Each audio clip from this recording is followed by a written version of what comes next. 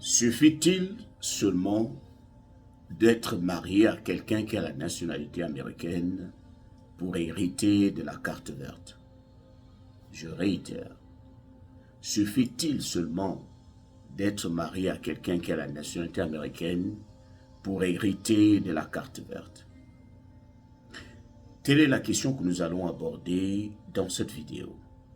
Les amis, depuis l'Afrique, depuis l'Europe, depuis l'Asie, beaucoup de personnes pensent qu'il suffit, dès que vous arrivez aux États-Unis, il suffit que vous vous colliez à quelqu'un qui a la nationalité américaine pour hériter automatiquement de la carte verte, sans pourtant se dire que c'est tout un processus qui a ses propres exigences.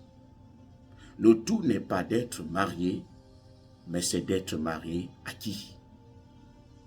Au cas où vous l'auriez oublié, lorsque vous vous mariez à quelqu'un qui a la nationalité américaine, il va falloir vérifier si cette personne est capable de s'occuper de vous, est capable de vous nourrir. Les amis, cela nous permet de parler de l'histoire d'une de nos sœurs africaines qui est arrivée ici aux États-Unis avec le même rêve dans son cœur, avec les yeux brillants de succès. Lorsqu'elle est arrivée, les choses ne se sont pas passées la manière dont elle voulait qu'elles se passent. Donc, cela l'a poussée à utiliser l'option B, l'option de l'amour, l'option du partenaire. Pourquoi ne pas me trouver quelqu'un qui va m'aimer et que je vais aimer en retour? Et me rassurer que cette personne a la nationalité américaine. Et c'est ce qui fut fait. Elle tomba amoureuse d'un Américain et tout de suite, les deux se marièrent. Et avant de commencer la procédure de l'immigration, elle tomba enceinte. Et la fatigue de la grossesse l'empêcha de penser à la procédure. Donc elle s'était dit, bon, étant donné que je viens à peine de me marier, pour ne pas attirer l'œil négatif, c'est-à-dire pour qu'on on ne pense pas que je me suis marié pour les papiers, je vais un peu laisser un peu le temps passer. Après, je vais demander les papiers. Donc elle est tombée enceinte. Elle a finalement accouché. Lorsqu'elle est tombée enceinte, elle se disait, bon, la fatigue de la grossesse, je ne peux pas aller d'un endroit à un autre. Et là, quand elle a accouché, elle s'est dit, bon, je viens à peine d'accoucher, je vais d'abord essayer de me rétablir. Mais en essayant de se rétablir, c'est-à-dire de revenir un peu en forme, elle tomba encore enceinte. Parce qu'il faut l'avouer, les Américains, si c'est pour tomber enceinte, ils sont numéro 1. Eux, ils ne s'arrêtent pas. Surtout pour les hommes, sachant très bien que eux, ils ne portent pas la grossesse. Donc, si toi, tu ne sais pas faire ton planning familial, tu vas encaisser 12, 13, 14. Cela ne va pas le déranger. Il ne porte pas la grossesse. Donc, pendant qu'elle essayait de se remettre sur pied, elle tomba encore enceinte. 2 enfants. Et le moment où elle avait décidé de commencer la procédure de l'immigration, elle se rendit compte qu'il fallait que le mari qu'elle avait choisi prouve qu'il est capable de la nourrir et de nourrir ses 2 enfants, parce qu'elle avait finalement accouché du 2e.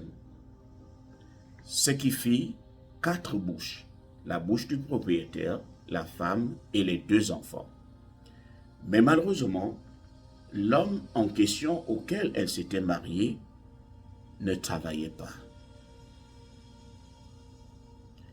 Et c'était là que son cauchemar avait commencé.